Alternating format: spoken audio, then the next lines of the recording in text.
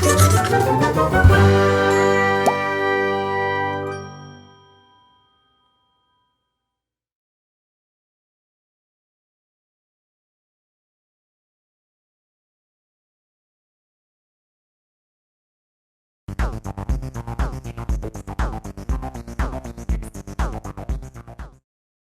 name's Brennan. I'm an encaustic artist.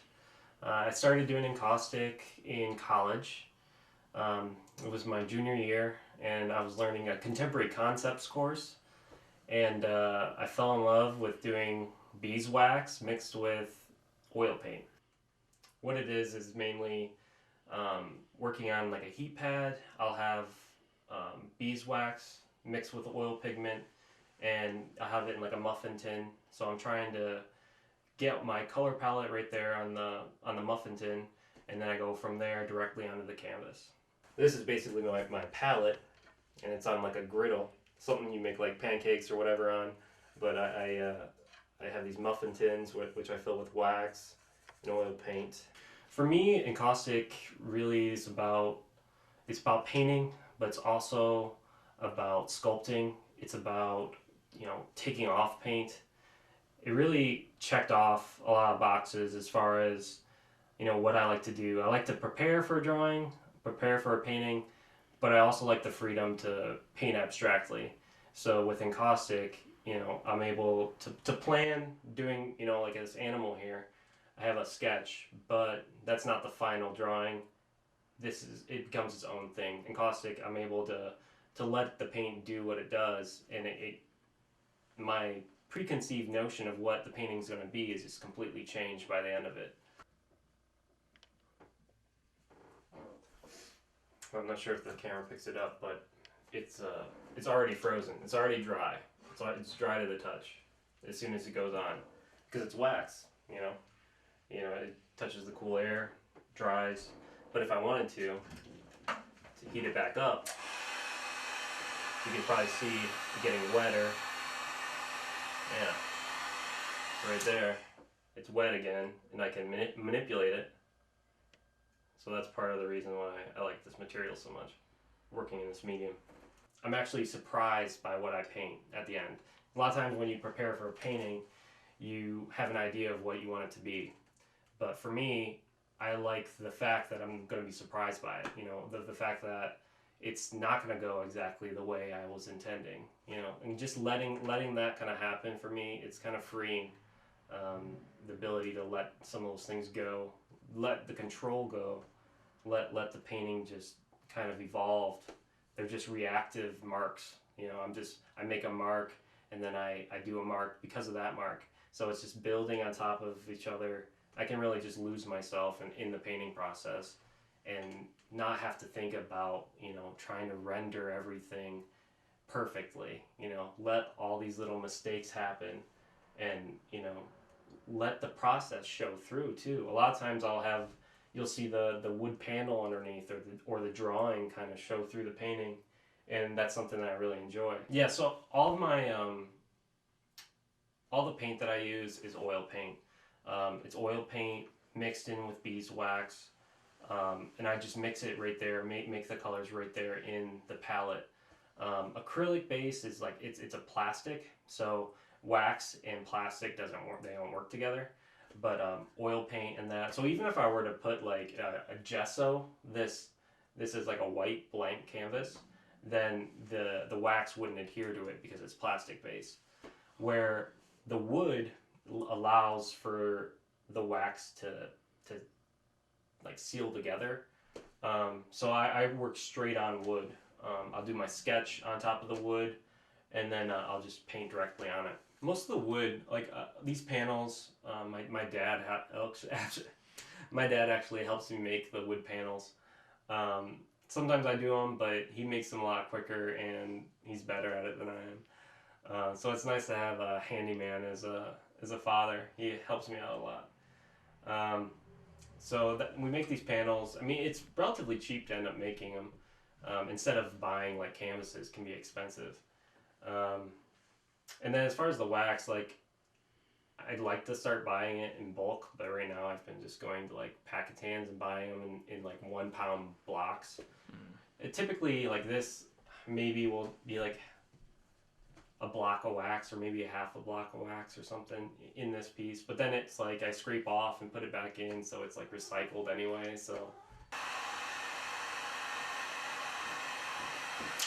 heat it up first. It's just easier to get like a print that way.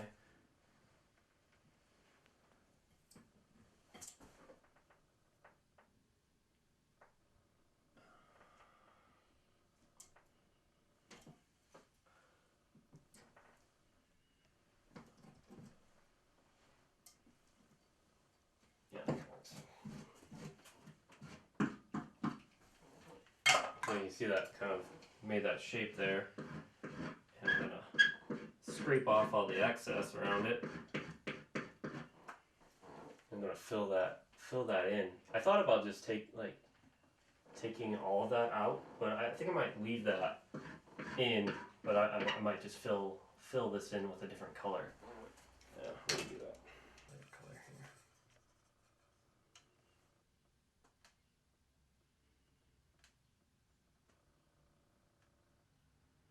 So I kind of filled it up now. It's now pretty level with the rest of the surface of the painting. So I'm going to heat it up.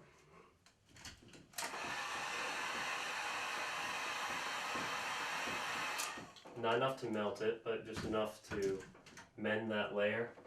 So I'm going to let it cool just a little bit, and then I'm going to scrape off any excess so then it's flat, flush with the rest of the painting. But another thing too I like to do, I like to add text. Alright, just as a sample, I'm going to find some text that I want to hide a little bit in, maybe in this area here.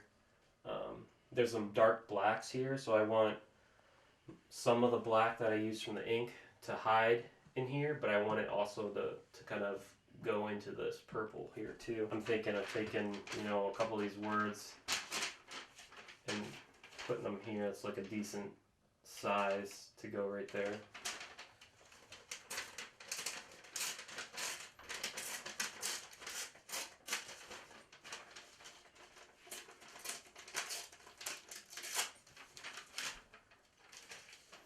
Most of the times the words don't really mean anything. It's just like an abstract element that I'm trying to combine with a painting.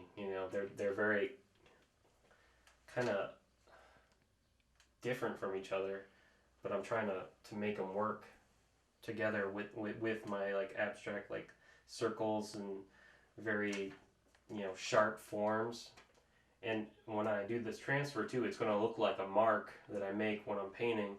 So it just kind of, I don't know, I'm just playing with the viewer, trying to give them something to search for in the painting. So to do this, I'm going to heat up the wax first.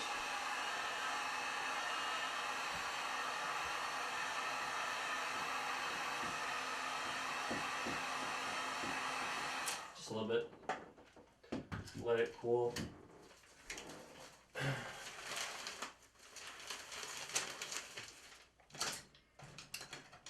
And then you'll need some sort of surface to kind of burnish, because what I'm going to do, it's going to be a reversed image. So it's not melting, but it's warm right now, so I better get going on this. Yeah, I'm going to do that right there. I want the text to be horizontal, so I'm going to make sure it's lined up with the parallel to this anyway. Take this, I just use the bottom of a brush, scrub the paper. Alright, so you can see like I'm trying to push the ink on there, so that's pretty good. Now I'm going to take a wet cloth. I already have this one wet. You just wet it down. Make sure it's pretty heavily wet, so you want to pat the back of this. So now it's not wet enough yet. You start trying to peel too quickly, the ink is not going to adhere to the back. I'm just trying to take off the paper and leave that ink.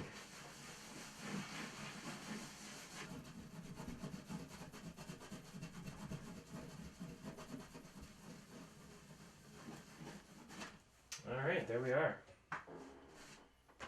I don't know if you'll be able to see. I can take it over. Show you if you need to. Or maybe we go look at it later. So now it's just ink there. What I want to do to make it kind of permanent, I'm going to put a little layer of clear wax over top of it, so that, you know, if I bump it or whatever, there's a layer in between now for me. So I'll go down. Alright. So I'm going to go ahead with like one kind of swoop and just like go over top. It's subtle. I mean, you aren't going to be able to see this kind of thing unless you're right up on it. So now, mend those layers again. Anytime you put a layer of wax on top of something, you typically want to heat it up, mend them.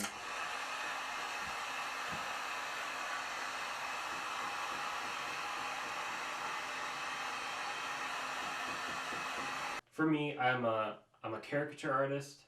I like to do illustration. I can do watercolor and acrylic, digital art, and I do murals. And it sounds like I could be bragging about some of this stuff, but it's honestly, it's kind of hard for me to like, where do I want to go with my work as like my own body of work? Because I feel like I'm good at this stuff, but I finally figured out, like in the last year or so, like this is really my passion. Just because I can do so much with it.